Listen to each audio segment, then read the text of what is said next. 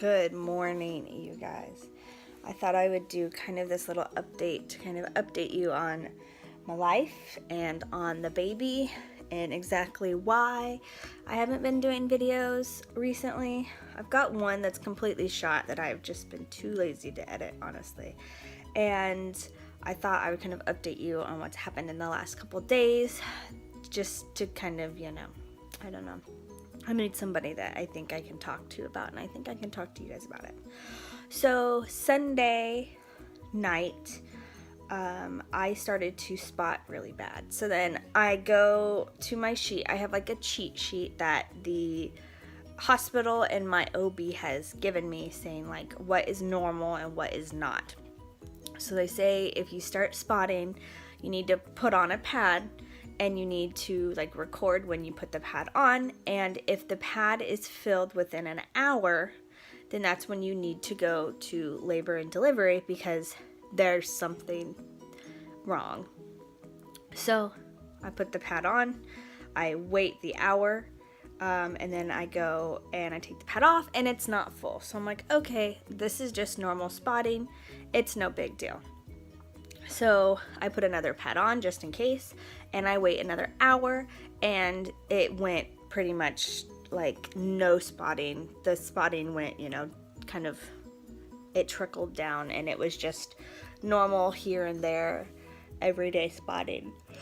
So I was like, okay, nothing's wrong. It was just a fluke thing. It can happen. No big deal.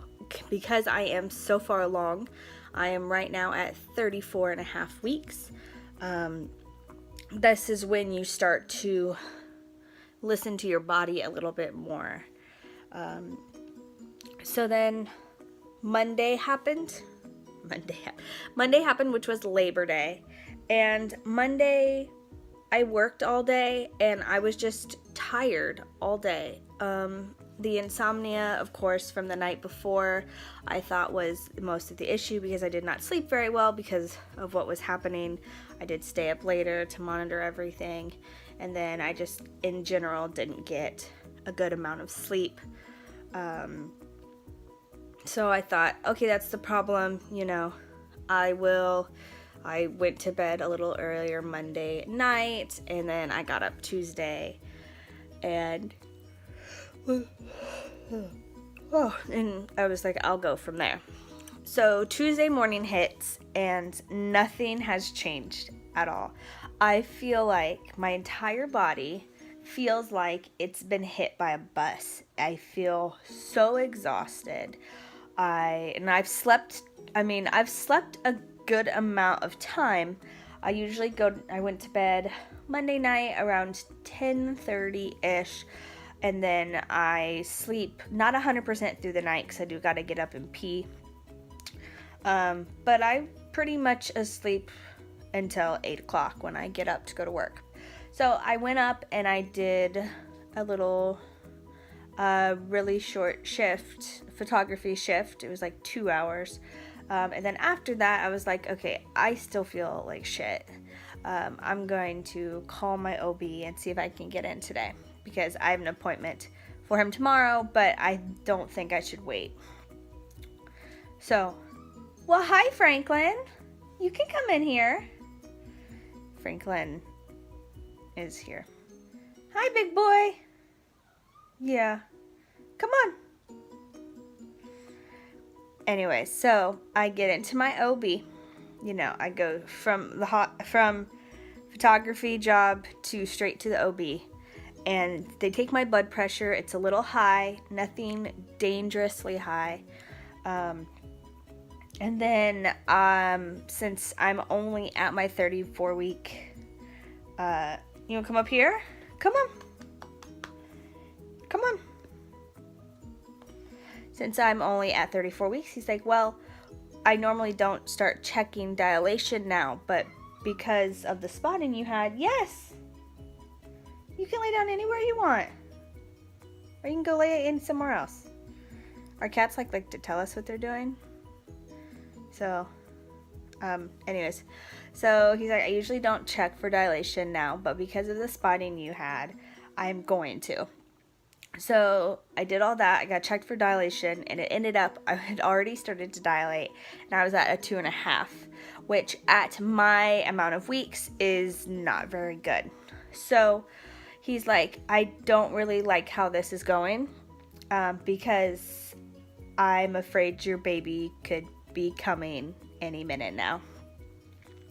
And I was like, he's like, well, your blood pressure is a little high. Nothing that, would warrant preeclampsia, but it's just a little high, so I want you to go get monitored for the next couple hours and possibly start steroids. So I'm like, okay. So I go to the hospital. I lay there for about 5 hours as I get monitored, and they, of course, checked me there and everything after the 5 hours, after I had started having contractions that were not consistent enough to be like real contraction. They were real contractions, but nothing consistent enough to point towards labor. And I was finally let go from the hospital yesterday. And it's exhausting to do nothing at the hospital. I don't understand. Like, I was so tired. But yeah, so I ended up, my OB told me to take it easy. I was supposed to work last night. They said, don't go to work, call in, your boss will understand. And, of course they did. And they said, this is when you need to start listening to your body. And if anything were to happen and something feels off that doesn't change, then you need to come up here, or you need to call your OB and see what he thinks. Because of the high blood pressure, which could be because I was so tired. It could be a number of things. It was just higher than normal for me, but it wasn't considered high blood pressure. Just a number of things. And he said, you need to start listening to your body, because you could go into labor because you're already dilated. And I'm like, oh shit, like this has started and I'm still super early. I still have 5.5 weeks. So they said, if anything, if you were to start spotting again or whatever, anything like that, you need to come in so we can start steroids for your baby's lungs, so we can get those lungs as big as possible. That was their worry right now. The baby is weighing in already over 5 pounds, so they weren't worried about like the baby's weight or anything else, just the lungs. And they said, there's nothing we can really do now, but we need to start watching, because if anything were to happen, it's probably going to be labor. So, like, if you guys don't know this, and this is probably TMI, and I don't really care because everybody should know this, is like a woman who is pregnant, which I've had to learn all this like throughout being pregnant, and I wish more people talked about it. But like a woman who is pregnant can lose their mucus plug like 20 times before going into labor. It can grow back. Well, they're saying now, because I'm already dilated and this labor process is essentially already started, that if I lose my mucus plug now, I am going to not grow it back. There's going to be different things. It's like, this is pointing towards more labor, so you need to be careful. So yeah, that's just kind of my Labor Day weekend fun that I had. I didn't have anything else really planned. I need to finish the nursery, so I can show you guys actually what it somewhat looks like today, because I'm in here right now. So hold on one second. So it's not 100% done, of course, but we have the crib. This is a little egg hatch I got. It plays music. It's just turned off, and it has lights that change color. Like here. There you go. So, but I got that at my shower. That's just a burp cloth. those over there, if you guys didn't know, Cincy now makes Winnie the Pooh Cincy Buddies. So if you guys are actually wanting to purchase those, you can do it online, or you can do it through my Cincy shop as well, if you're wanting to. I had a friend give those to me, and they're super, super cute. Of course, the Mobile, Winnie the Pooh. And then it kind of just gets chaos from there. We've just got a laundry basket full of some dirty laundry, the bouncer, that we just haven't decided where we want to put it. This is all trash from the other night. I do have a bumbo seat for later that I got from my shower. Those are all clothes and stuff that I am not going to use right now. I think there's a couple breastfeeding covers in there, some stuff for the house, a rocker that I need to put together, and that's the last thing I need to put together. This is 99% trash that just needs to be bagged up. Some more things that I just need to go through, some toys and stuff that he won't be able to use now, so it's not a big deal. This is the teepee hut, which my cats love to lay on and love to get underneath. They have picked that as their spot to sleep in here, which I'm okay with that. I wanted them to pick a spot that they could lay in here, and that ended up being it. And then we just have some other things, like some stuff for the car and a bunch of clothes that have hangers on them that just need to be hung up in the closet. The closet's completely full of clothes, and the dresser is completely full of clothes. So, I mean, the nursery is 95% done. I just need to pack my bag. Baby's bag has already been packed. It's right there. So I just need to pack my bag, which is the goal for today, and I need to pack Ethan's bag, which is a goal for today, and finish this up because they are worried that I could go into natural labor anytime soon. So I thought I should probably have this done so the hospital visit is as less stressful as possible. So yeah, that's why I haven't really been posting any videos. I didn't really go couponing on Sunday. It's exhausting being pregnant, and I never thought it would be this exhausting, but it is. So kudos to all you guys that are surviving it with me, doing it through the summer.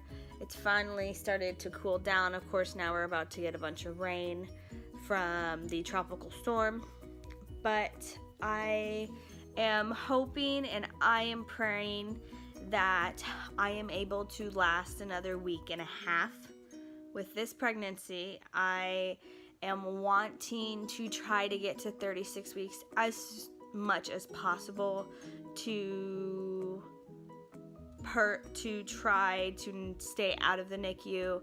Of course, if I do go before 36 weeks, that will start a NICU stay, which is no fun. No fun at all. I have known a lot of friends, unfortunately, that have had to stay in the NICU. Now, of course, all their kids are okay now, which is a really, really good sign. But it's just something that I don't want to have to do. But of course, you guys will always know what is happening. Since this thing is already started, they've kind of just told me to chill, not to work as much, and just kind of take it easy when you can. So that's what I'm gonna do. They just told me pretty much start monitoring spotting all the time, and if you start spotting again, just to go in to make sure that something else hasn't happened, like the placenta has not, come off the wall. So, but, oh, and I'll tell you this is a bonus to the story. So if you guys are done watching or listening, you can click off now. But this poor girl, this was my worst nightmare, and I gotta talk to somebody about it. So I went to triage for labor and delivery. If you guys don't know, either you've never gone through labor or any of this jazz, if you ever have any complications for labor, you don't go to the ER, you go to labor and delivery triage, which is on essentially the baby floor. There's one floor that's pretty much all labor delivery, and then the NICU and the after birth where mom and baby are together. So there's labor and triage up there, at least at my hospital, that you go to if you have any problems. So you don't go to the ER, you skip that completely, and you go to labor and delivery. So then I go up there, I fill out the paperwork, I sit down to wait, because there's a tiny bit of a wait for a room, which is okay, I gotta be patient. And then literally right after that, this another girl comes up. She's probably a little older than me, but not too much older, just maybe a couple years. She might have been the same age or younger, I don't know. And she said she came in for her C-section. And she's like, oh, okay. And so then, the nurse is flipping through the file. She's like, we don't have a scheduled C-section on here. Are you sure that, you weren't supposed to go to Cox, which is our other hospital, in the area? And she's like, well, I just came from my OB. And this were her exact words. She said, I just came from my OB and my baby is dead. And so then the nurse is like, okay. I'm like, oh shit. And then this girl loses it.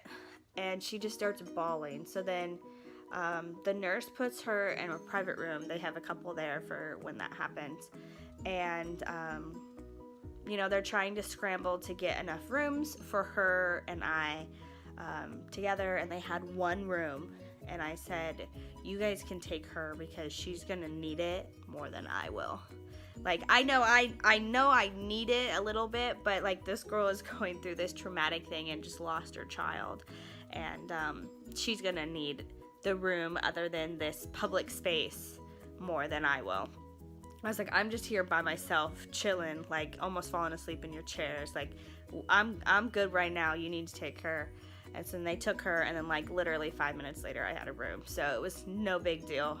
But I could only imagine going through that you go to your standard OB appointment, and they like can't find his heartbeat, and they do an ultrasound, and he's gone.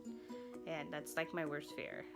That's what I was actually kind of scared for when I went in, honestly. I was actually scared that he was coming, that I was in labor, because what I thought were contractions, like to the staff, and then what I thought were Braxton Hicks were Braxton Hicks. So to me, I didn't know. I mean, I have a very, very high pain tolerance for something like that. For expected pain, I have a very high pain tolerance. So then when I was having a contraction before, I thought sometimes he would kick me really hard in the ribs, and then it seemed like just the pain would start there and then radiate down just a little bit, and then it would go away. No big deal. That's what babies do. Well, actually, I learned yesterday that was actually a contraction, and it wasn't him kicking really hard, because he also like headbutted my pelvis once, and it hurt. It was weird.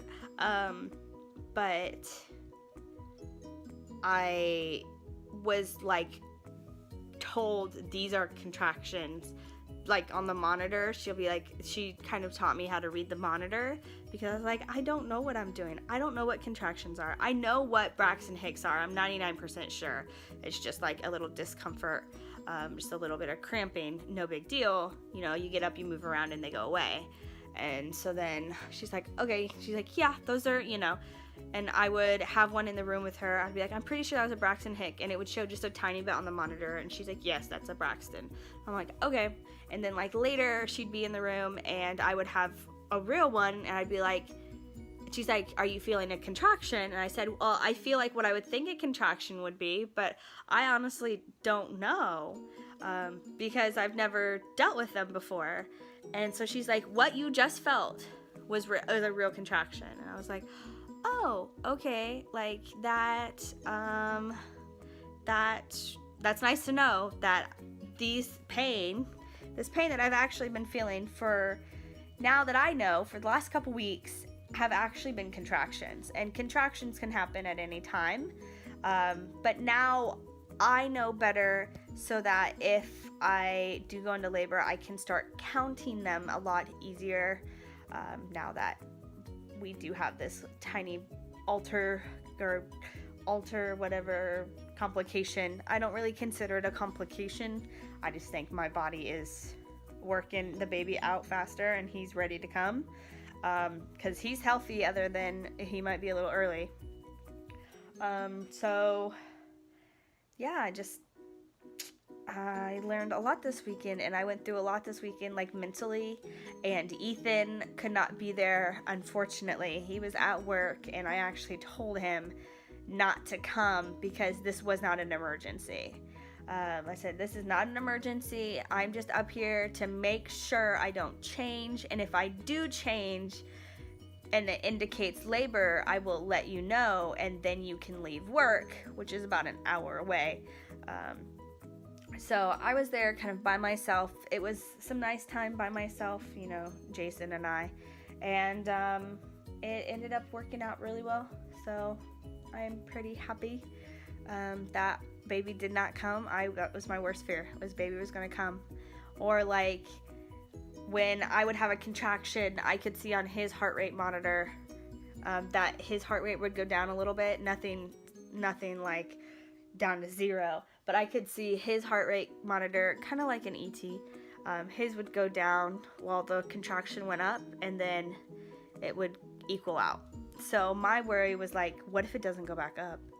Like that, every single fear that could go through someone's head during this process went through my head. And that's really the first big scare I've had with this pregnancy, especially starting off with the spotting the couple days before, and I didn't really just blow it off. I'm just like, it's just normal spotting. So I've been put on just take it easy, don't overdo it, don't do as much.